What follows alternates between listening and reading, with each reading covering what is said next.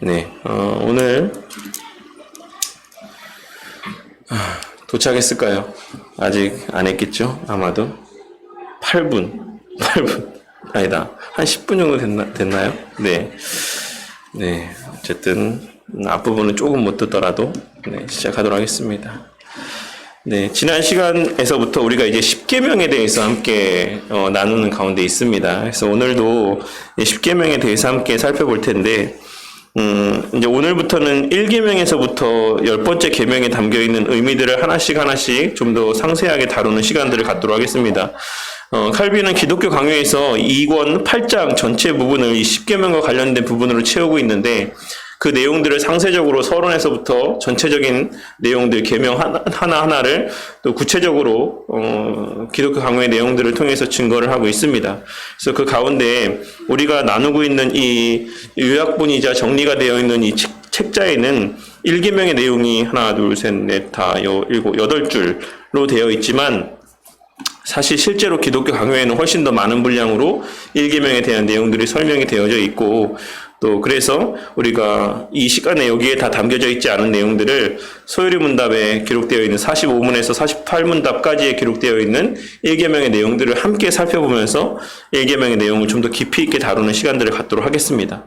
그래서 2권 8장에는 여기에는 또 언급이 되어 있지 않긴 하지만 서론에 해당되는 내용들에 대한 설명들도 언급이 되어 있습니다. 하지만 우리 성도님들이 십계명 서론에 대해서도 이미 여러 차례 그 내용들을 또 설명 들으신 바가 있기 때문에 잘 알고 있으실 것이다라고 생각합니다. 그래서 어떤 면에서 보자면 존 파이퍼 목사님 같은 경우는 이 십계명 서론에 해당되는 이 내용들이 그 이후에 이어지는 전체 하나님께서 요구하시는 계명의 말씀의 근간이 되는 것이다라고 이렇게 그 설교의 내용들 가운데 또 설명을 하고 있긴 합니다. 그래서 하나님이 이 모든 말씀으로 말씀하여 이르시되 나는 너를 애굽 땅 종되었던 집에서 인도하여 낸 내 하나님 여호와니라 라고 하신 이 말씀이, 그러니까 너는 나 외에는 다른 신들을 내게 두지 말라, 그러니까 너는 내 하나님 여호와 이름을 망령되게 부르지 말라, 그러니까 너는 안식일을 기억하여 거룩하게 지키라 라고 하는 그 뒤에 이어지는 모든 계명의 말씀들이 그 서론의 말씀 가운데 구속되어져 있다. 그 말씀, 서론의 말씀 하나에 그 전제 아래 이 10가지의 계명의 말씀이 다 포함되어 있다라고 이렇게 설명을 하고 있습니다. 그러니까 맞는 말이죠. 그래서 서론의 그 의미 가운데는 하나님께서 왜 우리에게 이러한 요구들을 하실 수 있는가? 왜 우리가 그와 같은 요구 가운데 살아가는 것이 마땅한가? 라고 하는 그 질문에 대한 답을 제시해주고 있는 것이다 라고 할 수가 있는 것입니다. 그래서 우리가 죽어있던 자였던 자들에게 하나님께서 참된 생명을 주시고, 또 죄의 세력 가운데 결박되어져 있던 자들에게 참된 자유와 참된 생명을 허락해 주셨기 때문에 우리가 이제는 그와 같은 죄의 세력 가운데, 사망의 세력 가운데 거하는 것이 아니라 하나님의 권위 아래, 하나님의 말씀 아래 살아가는 그와 같은 구속력을 지니게 되었다. 그런 어떤 그와 같은 삶을 살아가야 되는 당위성을 부여받았다라고 하는 의미들을 발견할 수가 있을 것입니다. 그래서 1계명의 말씀부터 우리가 하나씩 차근차근 살펴보시면, 1계명에서 다른 신들을 내게 있게 하지 말라라고 하나님께서는 명하고 있으신 것이라고 할 수가 있습니다. 그래서 이 1계명의 말씀이 무엇을 의미하는 것이다라고 제가 이 계명의 말씀에 대해서 설명드리면서 언급을 했었죠. 우리가 소요리 문답에서도 계명의 말씀을 나눴고, 또 우리가 매 주일마다 예배를 드릴 때에도 우리가 계명의 말씀과 또 팔복의 말씀을 번갈아 가면서 살펴보기 때문에 그때도 설명을 드린 내용을 통해서 알고 있는 것처럼, 첫 번째 계명의 말씀에서 하나님께서 우리 가운데 말씀하고 있으신 것은 다른 것이 아닌 예배의 대상을 누구로 하여야 되는가, 누구에게 예배를 드려야 되는가 라고 하는 것을 말씀하고 있는 내용이라고 할 수가 있는 것입니다. 그래서 하나님은 유일하신 분입니다. 마땅히 우리가 존경해야지만 될 분이시며, 더 나아가 우리는 그분을 예배해야 됩니다 라고 언급을 하고 있는 것입니다. 그래서 1계명의 말씀이 곧 예배와 연결되어져 있는 것이고, 그리고 더 나아가서 예배의 대상이 누구인가라고 하는 것을 분명하게 증거하고 있는 말씀이다라는 사실을 우리에게 또 증거하고 있다는 사실을 우리가 깨달아야지만 된다는 사실입니다. 그리고 또 하나, 물론 여기에는 구체적으로 언급되어 있지 않긴 하지만, 예배는 곧 무엇과 뗄래야 뗄 수 없는 관계라고 말씀드렸습니까?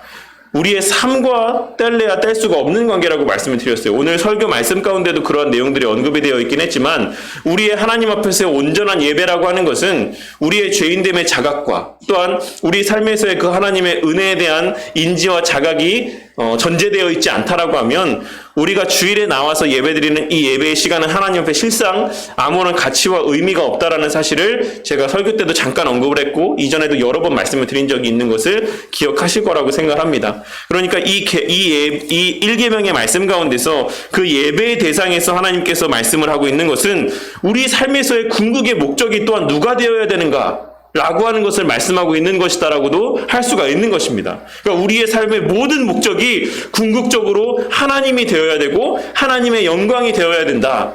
하나님께 유익이 되어야 된다. 라고 하는 사실을 이 말씀을 통해 우리 가운데 증거하고 있는 것이다라고 할 수가 있는 것입니다. 그래서 바로 이어서 두 마음을 품고 기도하면 하나님은 그 기도를 듣지 않으십니다. 물론 이것은 예배도 마찬가지인 것이죠. 여기에서의 두 마음은 무엇을 이야기할 수 있겠습니까? 잘 알고 있는 것처럼 세상적인 마음과 성경적인 마음, 이 두 가지 마음이라고 할 수가 있을 것입니다. 또 하나, 하나님을 향한 마음과 나 자신의 유익을 위한 마음, 이 두 가지라고 할 수가 있겠죠. 그래서 이 두 가지의 마음이 공존하는 가운데 하나님께서 기뻐 받으실 만한 예배를 드릴 수 없다라는 것이고, 이 두 가지 마음이 공존하는 가운데 하나님께서 인정하시고 기뻐하시는 신앙인의 삶을 살아갈 수 없다라는 사실을 말씀하고 있는 것입니다. 하나님을 위하든지 아니면 나를 위함이든지 성경적으로 살든지 세상적인 가치대로 살든지 이 두 가지 외에 이것 아니면 저것인 것이지 이 두 가지가 믹스된 상태에서의 절충한 대로의 살아가는 삶이라는 것은 하나님 앞에 있을 수가 없다라는 것입니다. 늘 말씀드리지만 성경은 언제나 흙과 백의 이분법적 논리로 우리의 삶을 판단한다는 것을 명심해야지만 돼요. 오늘날에는 사실 회색지대라고 하는 그러니까 이 절충되어져 있는 이것이 서로가 서로에게 조금씩 양보하며 이렇게 조화를 이루는 이러한 삶의 모습들을 정말 최고의 가치의 삶으로 최고의 삶의 어떤 이념들로 그렇게 여기고 주장을 하지만 그와 같은 애매모호함이라고 하는 것이 인간 사회 안에서는 최고의 가치로 여겨질지 모르겠지만 하나님께 있어서는 정말 가증스럽고 죄악된 모습이라는 사실을 우리가 명심해야지만 되는 것입니다. 하나님께서는 하나님 편에 서든지 하나님 편에 서지 않던지 하나님을 믿든지 믿지 않던지 하나님을 위하든지 하나님을 대적하든지 이 두 가지의 이분법적인 사고로만 우리의 삶의 모든 생각과 행위와 모든 것을 판단하신다는 사실을 명심해야지만 됩니다. 그래서 우리가 언제나 우리의 삶에서의 판단과 생각과 행동들을 나타내 보이기에 앞서서 우리의 이 마음의 중심이 무엇인가? 우리의 이 마음의 중심이 무엇을 향하고 있는가? 이 궁극의 목적을 통해서 성취되는 결과를 통해서 얻고자 하는 유익들이 무엇인가? 결과물이 무엇인가? 라고 하는 것을 늘 물어봐야지만 돼요. 내가 지금 이 일을 하고 있는 이유가 뭐지? 내가 지금 땀 흘려 수고하고 있는 이유가 뭐지? 내가 지금 화를 내고 있는 이유가 뭐지? 내가 지금 즐거워하고 있는 이유가 뭐지? 내가 지금 이 일을 하고 있는 이 모든 이 삶을 걸어가고 있는 그 목적이 무엇이지? 라고 하는 것들을 늘 스스로에게 묻고 또 물어야지만 되는 것입니다. 그것을 예배를 드림에 있어서도 마찬가지인 것이에요. 그냥 예배를 드리고 있는 행위 자체로 말미암아 우리가 만족하고 나는 예배를 드렸으니까 나는 기도를 했으니까 나는 헌금을 했으니까 나는 말씀을 보았으니까 라고 하는 어떤 행위적인 측면에서의 우리의 시선이 고정되는 것이 아니라 내가 왜 말씀을 받는가? 내가 왜 예배를 드렸는가? 내가 왜 헌금을 했는가? 내가 왜 이런 신앙의 열심대로의 삶을 살아가고 있는가? 라고 하는 것을 물어보고 또 물어봐야지만 된다는 것입니다. 스스로에게. 물론 우리 스스로도 우리 자신에 대해서 다 발견할 수 없을 수 있죠. 그래서 우리가 말씀을 보고 하나님 앞에 그런 지혜들을 간구할 때 하나님께서 성령 하나님의 조명하심 가운데 우리의 깊숙한 내면에 있는 그 마음의 본심들을 깨닫게 해주시는 것이죠. 그래서 우리가 하나님 선하신 뜻대로 걸어갈 때는 그와 같은 마음들이 강화되어져 가는 것이고 우리가 실상은 나를 위한 예배를 드리고 나를 위한 어떤 여러 가지 일들을 행할 때에는 우리가 그 마음들을 돌이켜서 하나님께로 교정시켜주는 그런 역할들을 성령 하나님께서 나타내 보여주시는 것입니다. 그래서 그 부분은 이제 뒤에 이어서 2계명에서 또 얘기를 할 테니까 그 내용들은 넘어가도록 하고 어쨌든 중요한 것은 두 마음을 품고 기도하거나 두 마음을 품고 예배를 드리거나 두 마음을 품고 헌금을 하거나 신앙의 삶을 살아갈 때에 하나님께서는 그 기도를 듣지 않으시고 그 모든 예배와 헌신과 수고와 우리의 열심들을 받지 않으신다. 흠양하지 않으신다. 그리고 더 나아가서 그것을 악한 것으로 보신다. 라고 하는 것을 꼭 명심을 해야지만 될 것입니다. 사람의 본체, 인격을 보시고 마음의 중심을 보시고 판단하시는 하나님이 하나님 사람의 생각을 아시기 때문에 하나님과 다른 것을 겸하여 섬기는 마음과 행동은 하나님께서 기뻐하시지 않는다라는 것이죠. 우리가 예배를 드릴 때 뭐 그런 얘기들 많이 하지 않습니까? 11조를 이야기할 때 11조를 강조하는 목사님들 가운데 상당수의 부분들이 그 말라기의 말씀들을 인용해서 네가 11절 한번 해봐라. 하나님께서 거기에 창고에 정말 쌓을 곳이 없을 만큼 부어주시는지 안 부어주시는지 그런 것들을 한번 확인해봐라. 이런 식으로 어떤 11조에 대한 가르침들을 증거하는 것을 보게 될 때가 있는 것이죠. 그러한 가르침이 물론 그것이 하나님의 말씀이고 말씀의 일부분인 건 사실이지만 그것이 주는 아닌 것이죠. 헌금이라고 하는 큰 하나의 테두리 가운데서 우리가 하나님 앞에서 받은 은혜에 대한 감사함이고 또한 하나님께서 이 모든 천지 만물의 주인이시라고 하는 그 하나님의 주권과 권위와 어떤 그 소유권에 대한 인정함에서의 비롯된 헌금이 되어야 되는 것이지 우리가 어떤 것을 바라며 시험하며 그것도 어떤 말씀의 실제를 확인하기 위한 수단으로서의 어떤 우리의 신앙의 행위들은 나타내 보여줘서는 안 된다는 것입니다. 우리가 어떤 돈을 많이 벌기 위해 마치 보험을 들고 어떤 투자를 하듯이 어떤 더 많은 수익들을 내기 위해 그러니까 그런 이야기까지도 서슴없이 하는 목사님들이 있더라고요. 정말 그 어떤 세상에서의 투자보다 하나님 앞에 투자하는 게 가장 수익률이 크다. 이런 어떤 논리로서 하나님 앞에 헌신해라, 헌금해라. 물론 이제 그 마음의 중심은 어떤 건지 알겠어요.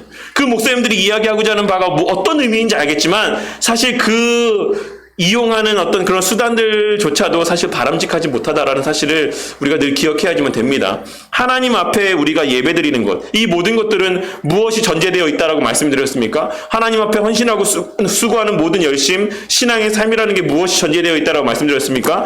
나는 너를 애굽에서 구원하여 낸 내 하나님 여호와니라라고 하는 그 말씀이 전제가 되어져 있는 것이에요. 하나님께서 먼저 우리에게 모든 은혜, 궁극의 은혜, 극치의 은혜를 베풀어 주셨다라는 사실을 성도들에게 깨우쳐 주고 그것을 깨닫게 해주고 그 다음에 그에 대한 어떤 감사의 마음으로 우리 편에서의 보잘것없는 신앙의 행위들을 나타내 보여야 된다. 그것마저도 하나님께서 우리에게 의로 여겨주시고 그것을 기쁘게 흠양해 주신다. 받을 수 없으신 것임에도 불구하고 그러한 어떤 뉘앙스로서의 바른 선순위 관계 가운데 어떤 이런 우선순위 관계 가운데 정립이 되어진 상태에서의 가르침들을 증거해야 되는 것이지 어떤 다른 세상에서의 만족과 유익들을 누리기 위한 수단으로서 예배, 헌신, 헌금 그 모든 수고의 열심들을 나타내 보이게끔 성도들의 어떤 마음들을 이끌어가서는 안 된다라는 것입니다. 하나님께서 그 마음의 중심을 사람은 모를지라도 하나님은 다 아세요. 정말 아주 작은 부분이라 할지라도 이 사람이 이 존재가 무엇 때문에 나에게 예배를 드리는가?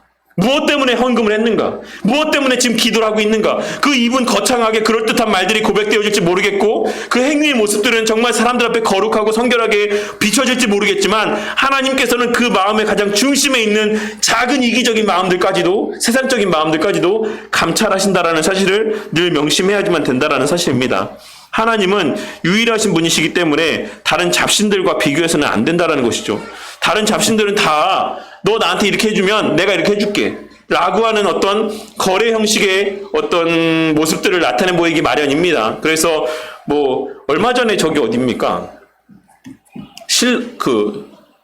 신라 수도 경주에서 그 왜 석탑 이렇게 쌓아놓은 성벽에서 인골이 발견됐잖아요. 사람 뼈가. 그래서 아마도 학자들은 전부 다 추론하기를 이제 이 성벽을 쌓기 위해서 거기에다 사람을 묻으면 이제 그 벽이 안전하다, 성벽이 튼튼하다라고 하는 어떤 그런 미신적인 어떤 요소들 때문에 신에게 바치는 인신공양의 제물로 사람이 아마 거기에 바쳐졌을 것이다라고 봅니다. 왜냐하면 그것이 한 번이 아니거든요.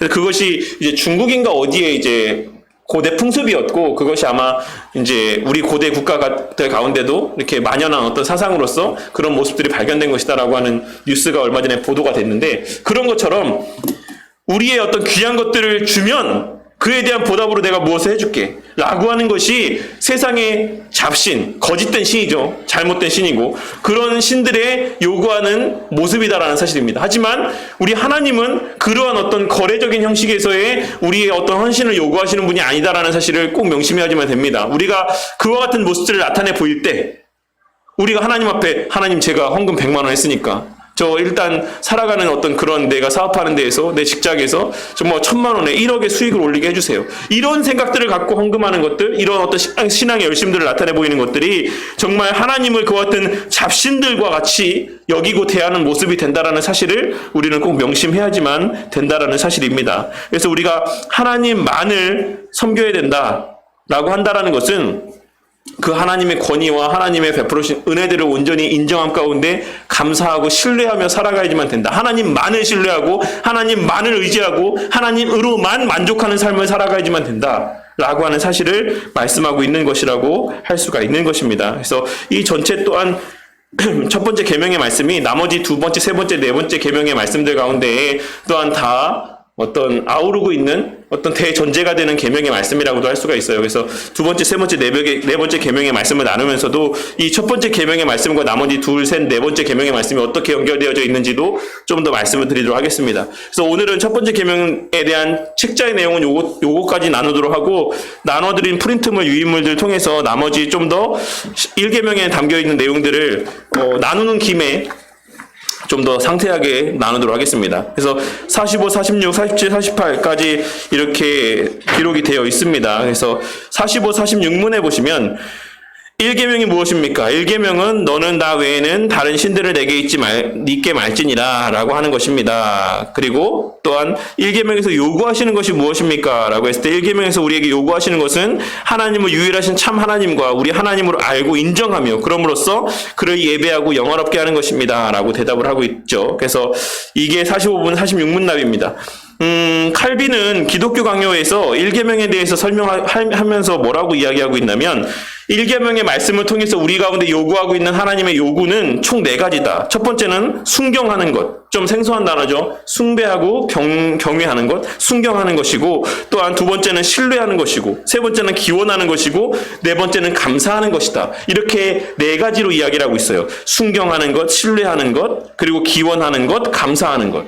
이 순경한다는 무엇이냐면 위대하심에 대해서 굴복하고 또한 온전한 그 하나님 앞에 예배를 올려드리는 것을 의미합니다. 신뢰하는 것은 우리가 잘 알고 있는 것처럼 하나님만을 전적으로 신뢰하는 것을 의미하는 신뢰하고 의존하는 것, 의지하는 것을 의미하는 것이고 기원하는 것은 하나님께만 간구하는 것이죠. 하나님께만. 우리는 그 간구해야 될 대상이 오직 하나님뿐이라는 사실을 기억하고 하나님께만 간구해야 된다. 마지막 감사 마찬가지로 우리가 잘 알고 있는 내용인 것처럼 하나님께만 감사하고 하나님께만 찬양을 올려드려야 된다. 이 4가지의 것이 1계명의 말씀 가운데 요구되어지는 성도에게서의 마땅히 증거되어야 되는 삶의 모습이다라고 이야기를 하고 있습니다. 이 4가지가 사실 여기서 1번에 기록되어 있는 내용들의 의미 가운데 다 담겨져 있다라고 할 수가 있습니다. 1계명에서 요구하는 의무는 주로 몇 가지인가? 1계명에서 요구하는 의무는 주로 3가지로 나뉘어진다. 첫 번째 하나님을 아는 것, 두 번째 하나님을 인정하는 것, 세 번째 하나님께 경배하고 그를 영화롭게 하는 것. 이 3가지의 내용이 이 순경과 신뢰와 기원과 감사의 내용들 가운데 다 담겨져 있다라고 할 수가 있어요. 그래서 이것이 상충되거나 또 다른 어떤 의미라고 할 수는 없다라고 할 수가 있습니다. 우리가 하나님께 경배하고 그를 영화롭게 할 때 당연히 그 순경과 어떤 감사의 모습들이 거기에 담겨져 있다라고 할 수가 있는 것이고 하나님을 인정하는 것 가운데에 당연히 어떤 기원과 어떤 신뢰 어떤 이런 모습들이 담겨져 있다라고 할 수가 있습니다. 그런데 이 2번과 3번 하나님을 인정하고 하나님께 경배하고 그를 영화롭게 하는 이 모든 것들이 이 4가지 순경과 신뢰와 기원과 감사의 마음 가운데 담겨져 있는데 이 4가지의 모습이 발현되기 위해서는 반드시 전제되어야 되는 것이 있다라고 할 수가 있죠. 그것이 바로 첫 번째 하나님을 아는 것이에요. 하나님을 알 때, 하나님이 어떤 존재인지 알 때, 하나님의 능력을 알 때, 하나님의 존재적 속성들을 우리가 온전히 알 때 우리는 절로 우리 마음 가운데 하나님을 순경하고 신뢰하고 기원하고 하나님께 감사하는 마음들이 표출되어질 수밖에 없는 것입니다. 여러 번 말씀드렸잖아요. 제가 안다라고 하는 것은 행함과는 뗄래야 뗄 수가 없는 관계예요. 예를 들어서 우리가 흔히 사용하는 표현들 가운데 너 오늘 내 생일인 거 알지? 오늘 약속 있는 거 알지? 이 말 그랬을 때 알지라고 했을 때 내가 안다라고 대답하는 그 말에는 어떤 의미가 담겨져 있습니까? 그 생일인 것을 알고 내가 무엇을 해야 되는지 안다라는 의미가 담겨져 있어요. 내가 그 약속이 있는 걸 아니까 내가 거기에 가겠다라고 하는 의지가 거기에 담겨져 있습니다. 그러니까 안다라고 하는 것에는 필연적으로 행위들이 의미들이 함께 거기에 담겨져 있을 수밖에 없다라는 것입니다. 그러니까 여기에서 하나님을 안다. 라고 하는 것은 우리가 알고 있는 어떤 피상적인 그런 내가 어떤 존재를 안다, 어떤 대상문들을 안다, 어떤 그런 정도의 알을 이야기하는 것이 아니라 그 어떤 행위가 전제되어져 있는 하나님을 알 때에 거기서 비롯될 수밖에 없는 행함들이 수반되어져 있는 그런 의미들 또한 함축되어져 있는 어떤 그런 알을 의미하는 것이에요. 우리가 자녀들을 다 키워보셨으니까 예를 들어서 우리 동네에 마전동이나 이 왕길동에 정말로 유명한 강사가 왔어요. 학교 입시에 얼마 전에 보니까 어디 무슨 프로에 고등학교 1학년 때 5등급인가 6등급인가 4등급인가 이랬는데 불과 2년 만에 다 1등급을 받아가지고 서울대를 간 어떤 그런 학생에 대한 무슨 소식이 나왔더라고요. 정확히 제가 클릭해 들어가 보지 않아서 제목만 봤기 때문에 그런 내용들이었는데, 만약에 내 아이가 저는 요새 등급이 어떻게 되는지 몰라가지고 하나도 모르겠지만 7등급, 8등급 받는 애가 5등급, 6등급 받던 애가 정말 1등급으로 단기간에 만들어줄 수 있는 그런 선생님이, 그런 학원이 우리 동네에 생겼어요. 그 학원을 알게 됐습니다. 그러면 그 학원에 보내지 않는 부모가 있겠습니까? 안다라고 하는 것은 그 알매 수반되어지는 행위가 반드시 뒤따라올 수밖에 없다라는 것이에요. 하나님을 안다. 여기서 말씀하는 하나님을 알아라. 하나님을 알아야 된다. 하나님에 대한 지식을 소유해야 된다. 라고 하는 것은 당연히 그에 뒤따라지는 수반되는 행동들을 포함하고 있는 것이에요. 하나님을 인정하고 경배하고 영원롭게 하는 것. 그런 알을 이야기하고 있는 것입니다. 그래서 1계명에서 요구하고 있는 의무가, 가장 첫 번째 의무는 하나님을 제대로 알라는 것이죠. 네 하나님이 어떤 분이신지, 어떤 능력을 갖고 어떤 속성을 지니신 하나님이신지를 너가 분명히 바르게 알아야지만 된다라고 하는 의미가 담겨져 있다는 사실을 명심해야지만 될 것입니다. 그러니까 이 알미라고 하는 것이 우리 신앙에 있어서 정말 핵심적인 것임에도 불구하고 어떻습니까? 오늘날 우리의 신앙이 아주 맹신적이잖아요. 그냥 믿어라. 그냥 믿어라. 이게 한국교회 안에 팽배해져 있는 목사들이 외치는 말들의 대부분인 것입니다. 묻지도 말고 따지지도 말고 그냥 목사가 이야기하면 그대로 그냥 믿어라. 의심도 하지 말고 질문도 하지 말고. 잘못된 것입니다. 우리가 이 알미라는 것, 온전한 알을 알기 위해서는 당연히 의심들도 할 수 있고 의문들도 가질 수 있는 것이죠. 그와 같은 상호간의 교제 가운데에 확실한 알미라고 하는 것, 확신들이 자리 잡을 수 있다는 것이에요. 그래서 어쨌든 배움과 알미라는 것, 이런 것이 정말 반드시 우리의 신앙 가운데 필수 불가결한 요소라는 사실을 우리가 이 내용들을 통해서 다시 한번 확인할 수 있어야지만 될 것입니다. 우리는 하나님에 대해서 무엇을 알아야지만 됩니까? 우리가 알아야지만 될 것은 하나님의 존재 혹은 하나님의 계시다라고 하는 것, 그리고 또한 더 나아가서 하나님은 자신을 나타내신 모든 영원한 속성들과 완전성 가운데 계시다라고 하는 것, 우리가 이런 것들을 알아야지만 된다는 사실입니다. 그래서 하나님은 스스로 계시는 자이다, 스스로 계시는 존재이다라고 하는 그 존재가 의미하는 바가 무엇이라고 말씀드렸습니까? 그 스스로 계신다라고 하는 것은 자존성을 의미하는 것이고, 자존성이라고 하는 것은 무엇에 의지하지 않는다라는 것입니다. 그러니까 외부의 영향 가운데 좌지우지되지 않으신다라는 것을 의미하시는 거예요. 그렇기 때문에 하나님께서 원하신다라고 하면 그 뜻은 변개할 수가 없다라는 것. 외부의 어떤 작용들에 의해서 그 뜻이 변개할 수 없다라는 것. 그런 어떤 여러 가지 의미들이 하나님이 스스로 계시는 분이다. I am who I am이라고 하는 그런 의미들 가운데, 에고 에임이라고 하는 그 의미들 가운데, 자신을 나타내시는 그 대표적인 표현들 가운데 그런 하나님의 속성의 의미들이 담겨져 있다는 것이에요. 성경에는 그 외에도 하나님의 이름을 통해서 하나님의 속성들을 여러 가지를 나타내 보여주고 있으신 것이죠. 우리가 그런 것들을 명확하게 안다라는 것, 그리고 그것을 믿는다는 것, 신뢰한다라는 것, 그런 것을 의미한다라고 할 수가 있는 것이죠. 가장 첫째로는 하나님이 존재하신다라는 것, 하나님이 살아계신다라는 것을 믿는 것이고, 그 하나님이 어떤 분이신지를 아는 것이 그 하나님에 대해서 우리가 알아야 될 핵심적인 내용이라고 할 수가 있습니다. 그래서 우리는 하나님을 어떻게 인정해야지만 됩니까? 우리는 하나님을 유일하시고 참되신 하나님으로 인정을 해야지만 된다라는 사실입니다. 여러 신들 가운데 다신론적 사고를 갖고 이 신도 있고 저 신도 있고 이런 신도 있지만 그 가운데 하나님을 택하는 것이 아니라 이 세상에 참신은 오직 하나님밖에 없다라고 하는 그런 유일신, 참되고 유일한 신이 하나님밖에 안 계시다라고 하는 신앙들이 우리 가운데 자리하고 있어야지만 되는 것입니다. 그리고 하나님을 어떻게 경배하고 영원롭게 할 수 있는가? 우리는 하나님을 신적인 예배와 존영을 드리기에 합당하고 유일한 대상이기에 그에게 경배하고 그를 영원롭게 해드려야지만 됩니다. 우리는 지성으로서 그를 생각하고 묵상하고 기억하고 그에게 지고한 가치를 둠으로써 그에게 경배하고 그를 영화롭게 해드린다. 그러니까 지적인 요소들이 있어야지만 돼요. 그 지적인 요소들을 무엇으로 말미암는 것입니까? 오늘 설교 때도 말씀드렸던 것처럼 말씀을 통해 말미암는 것이에요. 그 하나님의 말씀들이 우리의 삶 가운데 어떻게 실현되고 성취되어지는가, 그 말씀들이 우리의 삶 속에서 내 삶 속에서 어떻게 실현되고 표출되어지는가 라고 하는 것들을 우리가 깨닫는 거예요. 그래서 우리 가운데 적용될 때는 우리의 죄성을 발견하게 되는 것이고, 세상에 우리의 주변의 환경을 바라보게 될 때에는 하나님께서 얼마나 무한히 긍휼하시고 자비로우시고 사랑이 많으신가를 발견할 수 있게 되는 것이죠. 그래서 그 말씀이 나에게 적용될 때, 그 지적인 영역에서의 말씀이 내 삶 가운데 적용될 때는 회개로 이어지게 되는 것이고, 우리의 환경을 향하게 될 때에는 감사로 이어지게 되는 것입니다. 그래서 우리의 예배 가운데는 반드시 회개와 감사, 이 두 가지 요소, 회개와 하나님 앞에 감사의 찬양이 동시에 이 예배 요소 가운데 포함되어져야지만 된다는 사실입니다. 이 지적인 영역 가운데의 결과물로서. 그리고 이번에 우리의 의지로는 그를 우리의 지구한 선으로 선택하고 그를 섬기기 위해 자발적으로 헌신한다. 그러니까 앞서 말씀드린 것처럼 만약에 정말 우리 동네에 정말 그런 학원이 생겼다. 그것을 알게 될 때 거기에 자발적으로 아이들을 막 보내게 되죠. 왜냐하면 그 선생님이 이 주변에서는 최고로 잘 가르치는 선생님인 줄 알기 때문에.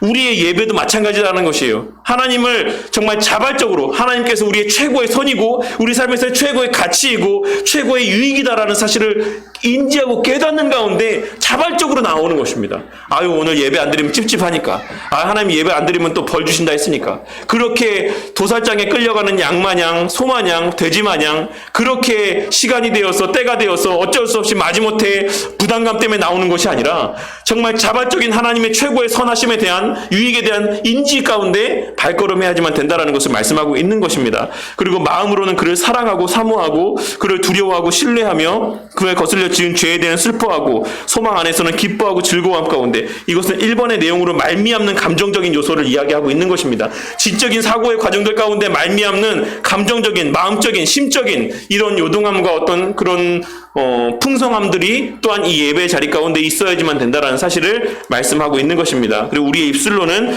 그를 부르고 그의 이름을 높이며 찬양을 통해서, 오늘 솔로몬 아니죠, 바울 사도가 예배의 요소들 가운데 우리 편에서 하나님 앞에 고백하는 예배의 요소들을 열거했던 것처럼 우리의 입술에 담겨지는 여러 가지 감사와 찬양의 고백들을 통해서 하나님 앞에 예배가 드려져야지만 된다는 사실을 말씀하고 있는 것이고, 우리 삶으로는 늘 말씀드렸지만, 앞서도 말씀드렸지만, 예배라는 것은 우리의 삶과는 절대 뗄래야 뗄 수가 없는 밀접한 관계가 있다는 사실을 명심해야지만 됩니다. 안식일 규례에서 꼭 6일의 삶과 그 이후에 하나님 앞에서 예배를 언급하고 있는 것처럼 우리의 실제 삶으로는 그에게 전적인 순종을 다하며 그의 영광을 위하여 열심을 내며 그를 기쁘시게 하며 그를 노하시게 하는 것을 삼가 두려워하며 그 앞에서 겸손히 행함으로 그에게 경배드리고 그를 영화롭게 하는 것이다.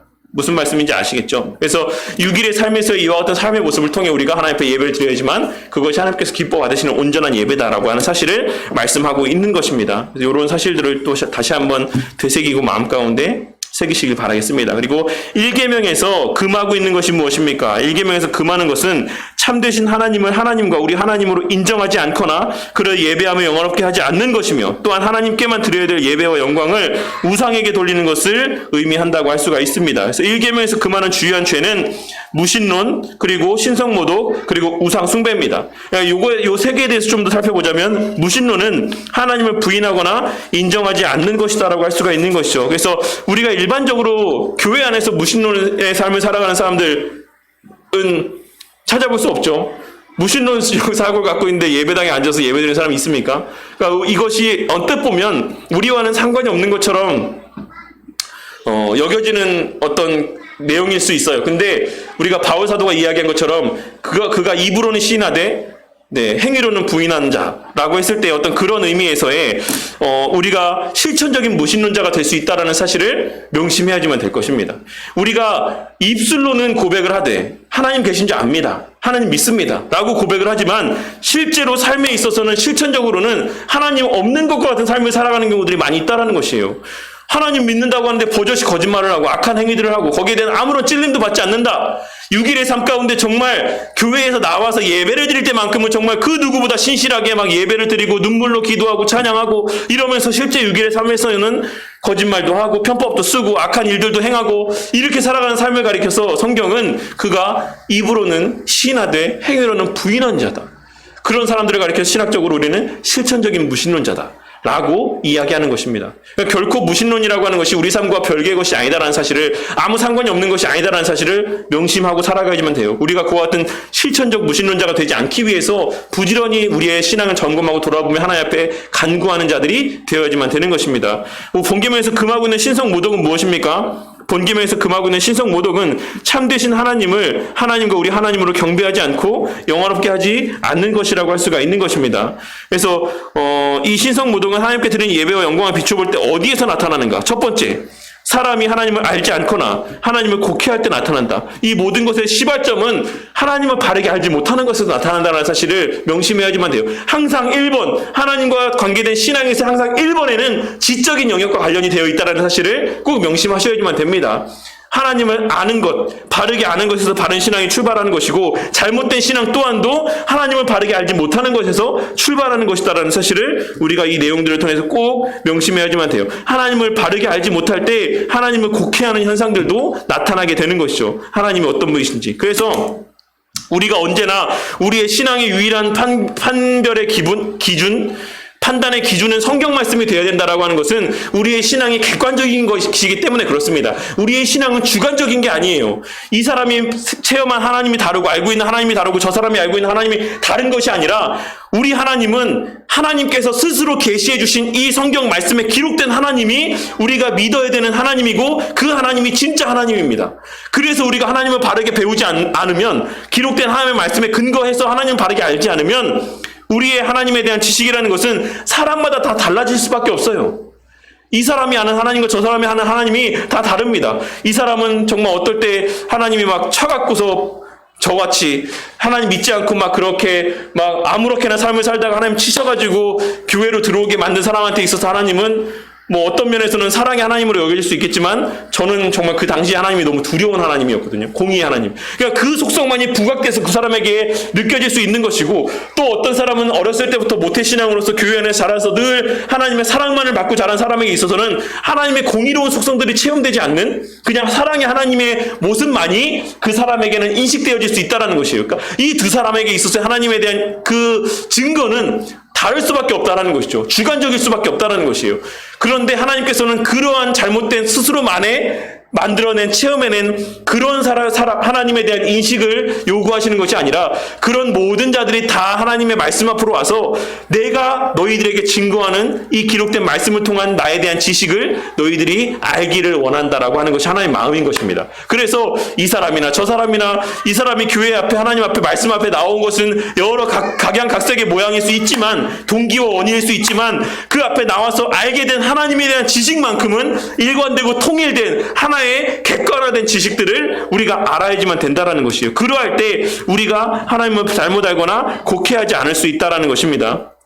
그리고 하나님을 잊어버릴 때 그런 신성모독의 모습들이 나타날 수 있는 것이죠. 앞서 말씀드린 것처럼 신성모독의, 그 실천적 무신론적인 모습들이 왜 나타난다라고 말씀드렸습니까? 하나님이 없는 것처럼 여겨지기 때문에 그래요. 우리가 하나님을 인지하지 못할 때 이런 일들이 벌어진다라는 사실입니다. 그리고 사람이 하나님을 미워하거나 하나님보다 자기 자신과 다른 어떤 것들을 더 사랑할 때, 하나님보다 피조물들을 더 사모하고 하나님보다 육신의 팔을 더 신뢰하거나 하나님보다 감각의 대상을 더 즐길 때, 사람이 하나님보다 세상에 있는 어떤 것에 사랑을 둠으로 마음이 하나님으로부터 조금씩 멀어질 때 그와 같은 신성모독의 모습들이 나타난다라는 것이죠. 그러니까 이런 것들을 좀 우리가 주의할 필요가 있습니다. 그리고 사람이 마땅히 하나님께 돌아가야 될 경배와 영광을 그 사람의 속마음으로든지 외부적으로든지 돌리지 않거나 무시해버릴 때 나타난다라고 할 수가 있는 것이죠. 그러니까 우리가 제가 늘 말씀드리죠. 매일같이 기도하고 감사함 가운데 하루를 마무리해야 된다라고 말씀드리는 것이 이와 같은 이유들 가운데 있다라고 할 수가 있어요. 우리가 하루 가운데 살아가면서 얼마나 많은 하나님의 은혜 가운데 살아갑니까? 우리가 인지하든 인지하지 못하든 우리가 오늘 하루에 집 밖에 일하러 발걸음을 떼고 다시금 그 집으로 돌아오지 못하는 사람들에 대한 소식들을 얼마나 많이 듣습니까? 그 사람들이 집 밖을 나서면서 그 하루의 일과를 시작하면서 나는 오늘이 마지막일 거야. 나는 오늘 사고 나서 죽을 거야. 라고 생각하면서 그 집 밖을 나가는 사람이 누가 있겠습니까?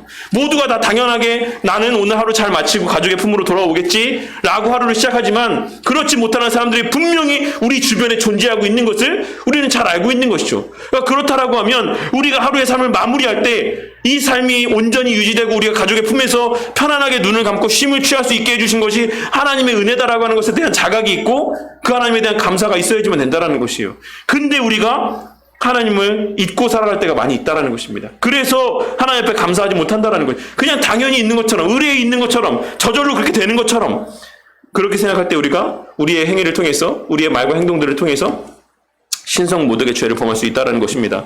그리고 1계명에서의 그 많은 우상숭배라고 하는 것은 응당 하나님께만 돌아가야 될 경배와 영광을 다른 대상에게다 바치는 것을 이야기한다라고 할 수가 있죠. 이것을 몇 가지의 죄로 범하고 있는가라고 했을 때 첫째로 이교도의 신이나 천사들이나 성자들에게 어떤 경배들을 나타내 보일 때 이런 외부적인 형태들을 통해서 나타날 수 있는 것이죠. 그래서 뭐 우리 가운데 무슨 불상에 가서 절을 하고 하는 사람들은 없겠죠. 바위에 가서 막 기도하고 뭐 팔공산 갑바에 가서 막 기도하고 이런 사람들은 없겠죠. 근데 제가 정말 어이가 없어 하는 것 중에 하나가, 모르겠습니다. 제가 직접 보고 들은 건 아니니까. 뭐 사람들 하는 얘기로는, 무당들이 하는 얘기로는 그렇게 교회 다니는 사람들이 점을 보러 많이 오고 한다고 하더라고요. 뭐 그런 사람들은.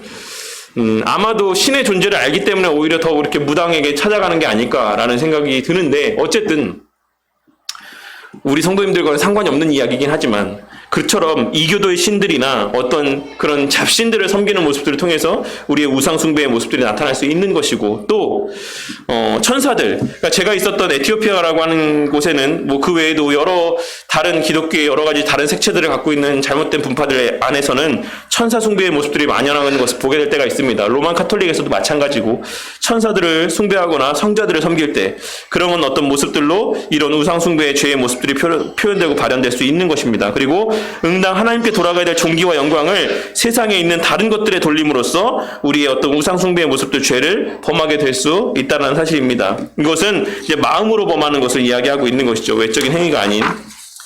네. 그리고 이제 마지막 페이지 보시면 1계명 중에 나 외에라는 말이 우리에게 특별히 가르치는 것이 무엇인가? 1계명 중에서 나 외에라는 말이 우리에게 특별히 가르치는 것은 모든 것을 보시는 하나님께서 다른 신들을 섬기는 죄를 내려다보시고 매우 불쾌하게 여기신다는 사실입니다. 그래서 하나님께서 다른 모든 것을 보신다라는 것은 어떻게 나타나는가? 하나님이 모든 것을 보신다라는 것은 그의 편재, 어디든지 다 계시고 또한 지혜가 무한한 데서 나타난다라고 할 수 있죠. 성경 말씀이 그렇게 증거하고 있는 것입니다. 그래서 하나님께서는 왜 어떤 다른 신들을 섬기는 죄에 대해서 그렇게 예의주시하시며 불쾌하시는가? 다른 신들을 섬기는 죄는 거룩하시고 질투하시는 하나님의 눈에 매우 불쾌하게 보이기 때문이다. 하나님은 자신의 영광을 다른 누구에게 주기를 원하지 않으신다라고 하는 것입니다. 그래서 우리가 그와 같은 관계를 부부 사이의 관계 안에서 발견할 수 있다라고 말씀을 드렸죠. 그래서 정말 남편과 아내 사이에서 그 남편이 혹은 아내가 다른 이들과 나를 동등하게 대하거나 다른 이들보다 못하게 대할 때 그 마음 가운데 정말